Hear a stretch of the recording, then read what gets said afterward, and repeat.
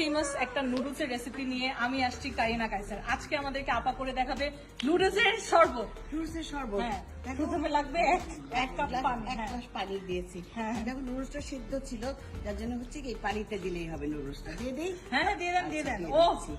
এইটা কি টক ঝাল মিষ্টি করবো শরবতটা? হ্যাঁ, শুধু করেন। মিষ্টি আপনি- করবো। আপনি expert। মরিচ নুডলস দেবো নিয়ে একটু। আমার কোনো এই opinion নেই। কাঁচামরিচ দাও, কাঁচামরিচ দাও, কাঁচামরিচ দেখি মজা হ্যাঁ, হবে না? নুডলসে একটু কাঁচামরিচ হ্যাঁ, দিলে ভালো লাগে না? না, কাঁচামরিচ আছে, কাঁচামরিচ দিব। আচ্ছা, শরবত যেহেতু লেবু তো দিতেই হবে, আমি লেবুটা চিপে দিচ্ছি। কারিনা দিলাম, হ্যাঁ, চিনি দেবো না? আচ্ছা, টক ঝাল মিষ্টি, হ্যাঁ হ্যাঁ, ঠিক হ্যাঁ। আছে। এই 4 চামচ চিনি দিলাম, না তো মজা হবে না। রোজার মধ্যে খেতে ভালো লাগবে না কারিনা। না না, ভালো লাগবে আপা, যাদের ভালো লাগবে না একটু রুয়াবজা মিশিয়ে নিবা। আর রোজার বিজ্ঞাপন এটা করছো করো। কেন তুমি? নুডলসের একটু লবণ দিচ্ছি। হ্যাঁ, হ্যাঁ, লবণ দেন। এবার টক ঝাল মিষ্টি হবে। এখন কি করবো? কাঁচামরিচ। দেখো কালারের ভেরিয়েশন এখন কত ভালো লাগছে নুডলসের শরবতটা। আর কি করব? একটা লেবু দিয়ে দিই ডেকোরেশনের জন্য। ও, wow! এখন দেখো কেমন আবার নিজ হয়েছে। হাতে খাওয়াই দেন এখন।